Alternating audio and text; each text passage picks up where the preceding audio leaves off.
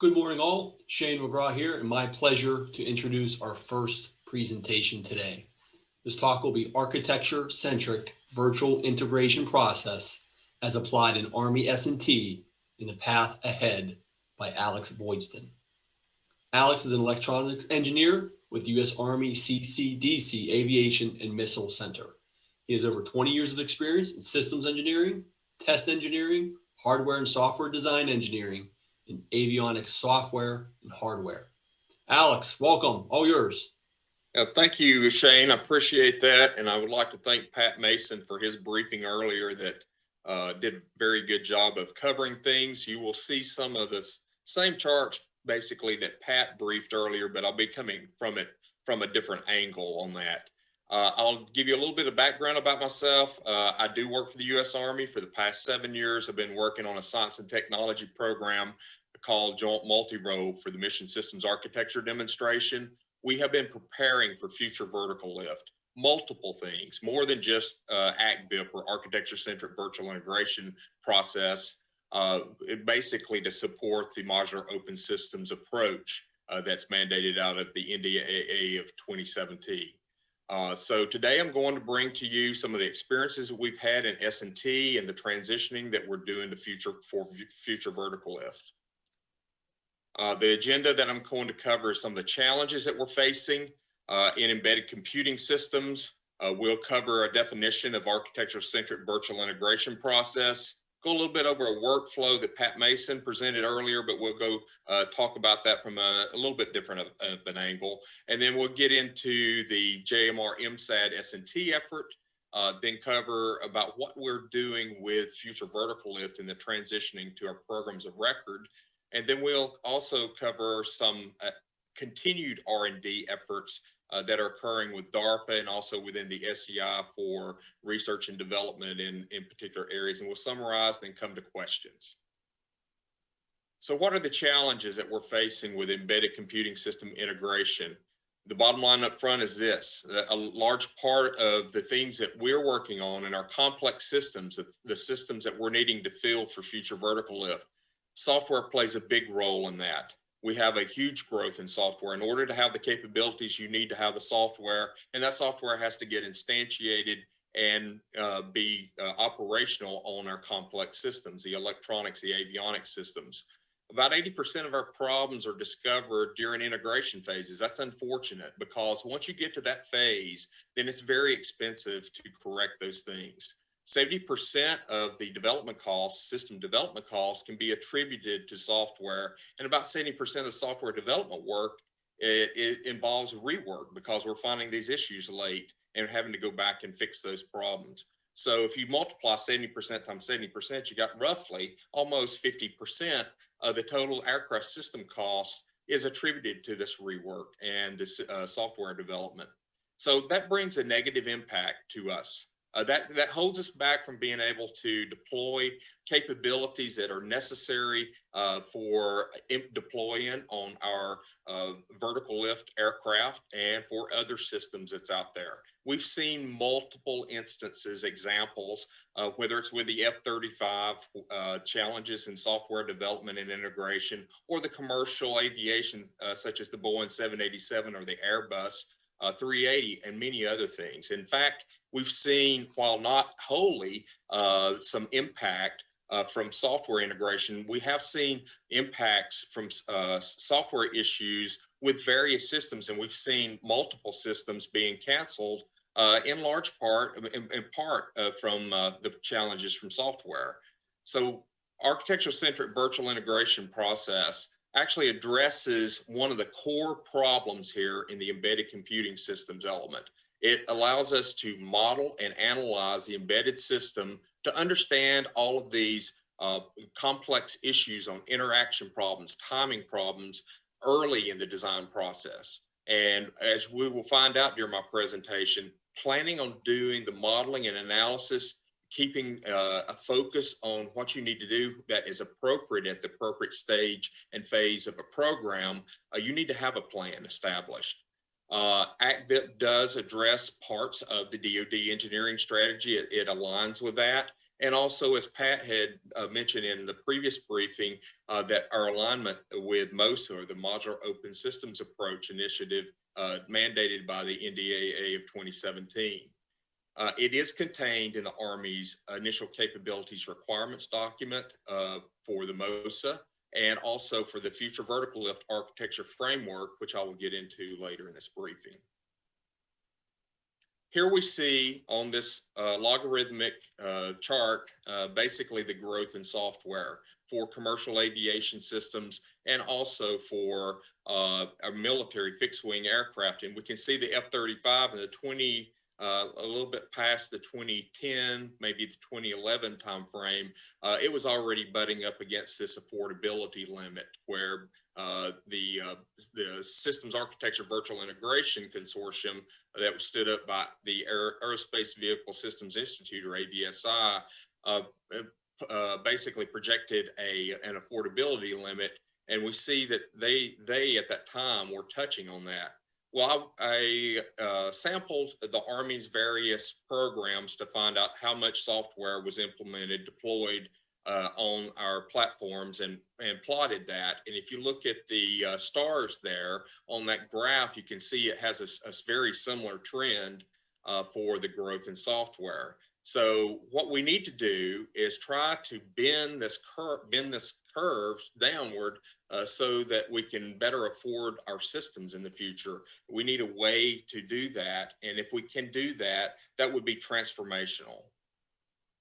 Here we see a depiction of the cost. You can see that early on, we don't do a good job of identifying issues during the requirements establishment and the development phase. We're only finding about 3.5% of the problems that we input, just due to the fact of the requirements in the development phase.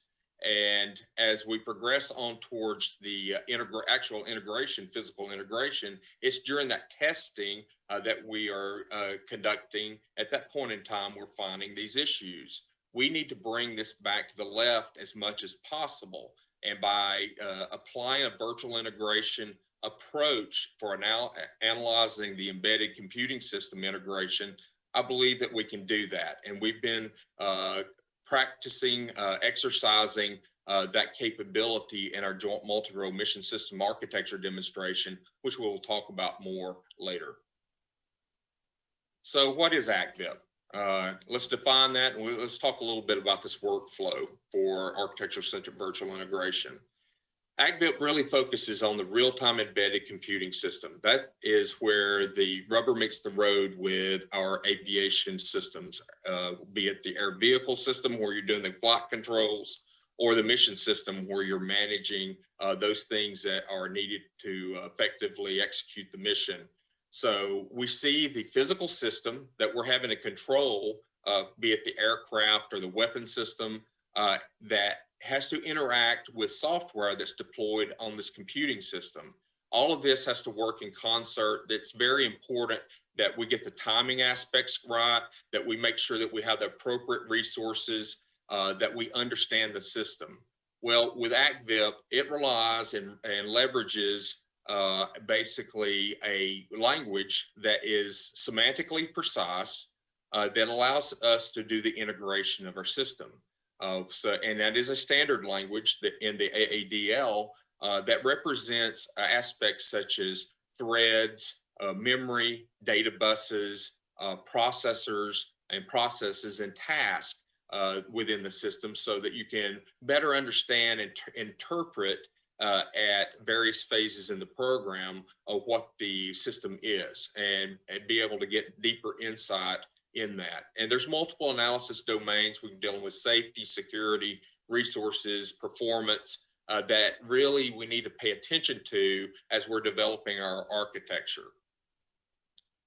So this slide here you saw in Pat Mason's brief earlier. If you look at the 3 areas of computer hardware, physical system, and embedded software system that I showed on the previous chart, you can see that there's some swim lanes here. We start very early with a concept of operations and representing that in DODAF or MODAF, with the unified profile for DODAF, MODAF, or UPDM. And then we move into a phase to where we're capturing the requirements for the system, representing the system from various aspects like the requirements or just a top level block diagram, internal block diagrams, and so on and so forth in SysML.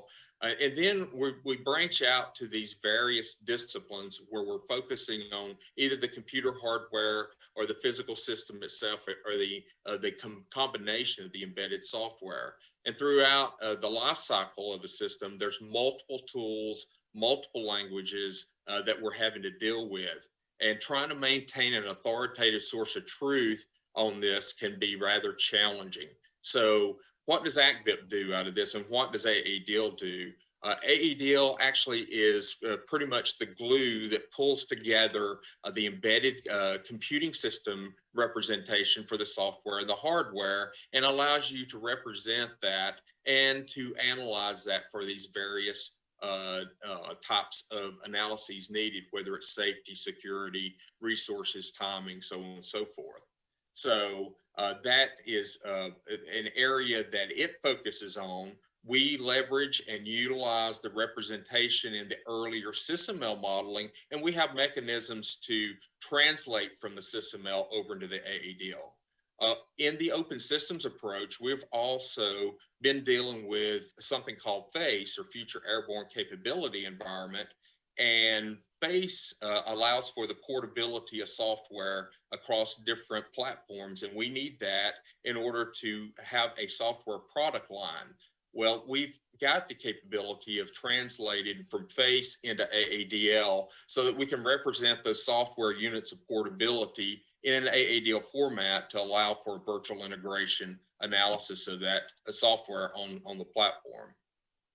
So now I'm going to segue into what we did for Joint Multi-Role Mission Systems Architecture Demonstration and talk a little bit about our transfer into Future Vertical Lift. I won't be able to get into some specifics because I can't talk about things in a public forum such as this, but we'll talk in general about what we're trying to accomplish.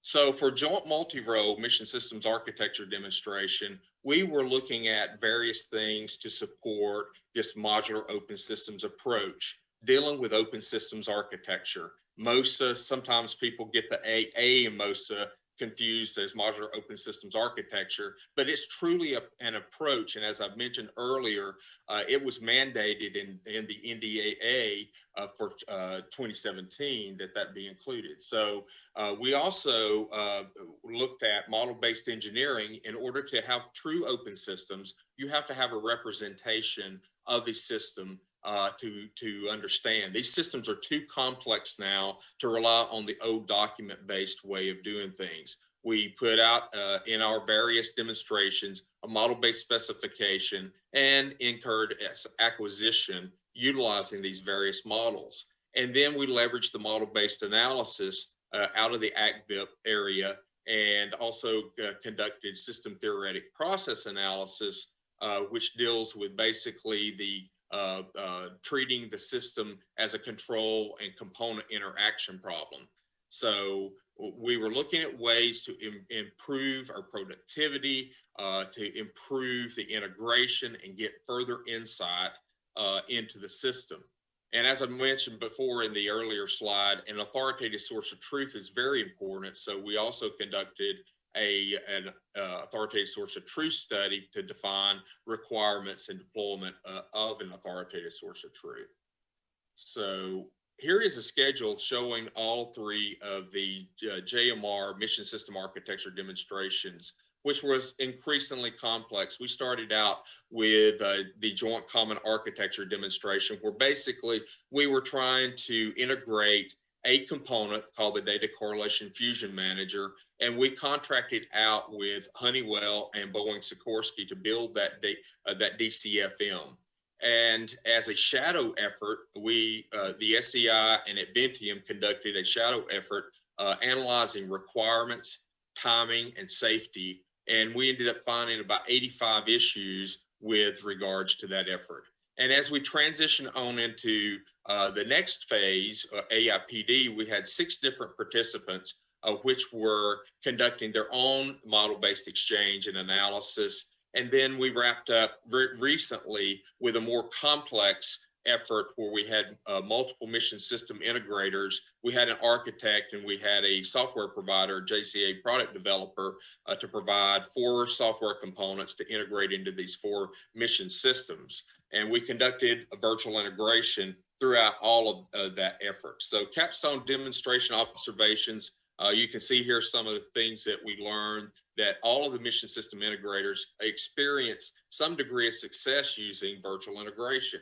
One of the performers said ACVIP provides a powerful risk reduction methodology mechanism if it's properly utilized. It's very important that you employ training up front, that you get your teams trained to understand what the breadth and scope is of this, and you understand the tools that are involved in it. One of the other learned things out of this is the tools actually improve from the AIPD going into the capstone. To fully understand the potential behind ACVIP again, you've got to take a step at the very beginning to institute that, come up with a plan and do an incremental approach and do that over the time frame that you're trying to achieve your mission system design, and not wait late in the program. Yes, you could get something, a benefit out of that later, but the real power is identifying the issues early. So we did have several different artifacts that we provided and capabilities. And here you see where we had a release plan for ACVIP, where we had the handbooks. We had several different model-based analyses that you see listed there, and tools. We had the open source AADL tool environment, which will be talked more about during this briefing. And then we have the references such as the handbooks for ACVIP, one to deal with modeling and analysis, and also one to deal with the acquisition management, several texts, and there's training there that you can reach out to. So those are the products, and we weave this into and introduce this into what we call the future vertical lift architecture framework. So the requirements, the process, the guidance for the translators, we have that contained within this future, this FAF, so that will be coupled into our RFPs going forward for a future vertical lift system. So for those of you that have access to that on DoD side, you can look for the AADL and the ACVIP guidance that's contained therein. There's more analyses, more than just the embedded systems analyses, also will be contained in FAF for guiding through structural analysis and other types, but the ACVIP again focuses on the embedded computing system. So with future vertical lift, we see here the same chart that Pat had shown before, that the application of ACVIP goes all the way from the time frame. Basically, the reference architecture contains that, but as you progress through an objective architecture for a family of systems, going into a platform level representation of the system, you're applying ACVIP iteratively as you get to a system design. Model-based systems engineering with SysML is there to represent the large-scale system, and then the ACVIP with AADL is there to represent the embedded computing system. The whole idea is to draw down risk in the development of our systems. We have activities that will be briefed out further from DARPA with their cyber assured systems engineering using AADL, where they use formal methods analyses and the AADL to execute on that. One thing to note here, many times models are created, but they're set aside and they gather dust and they're not leveraged later. The whole idea with model-based systems engineering and virtual integration is that we've got to maintain this digital twin. So another thing we've been working on, and you can look at this here, that the SEI has been working on mod DevOps with a digital twin capability, so that you can have the AADL modeling, conducting the analysis, doing model checking, and developing and pulling that information together. And then I think I'm running out of time here, but this is a summary of basically the ACVIP that shows that we're trying to address reducing program risk. This does involve the modeling analysis of embedded systems. It complements model-based systems engineering, and it has been developed, exercised, and matured in S&T. It's ready for transition for future vertical lift and other programs. And we do have continued R&D that is occurring. So thank you for your time today. Hopefully you gathered something out of this, and you will gather further information out of the other briefings that's coming. So I'll now will let you ask me questions with regards to my presentation.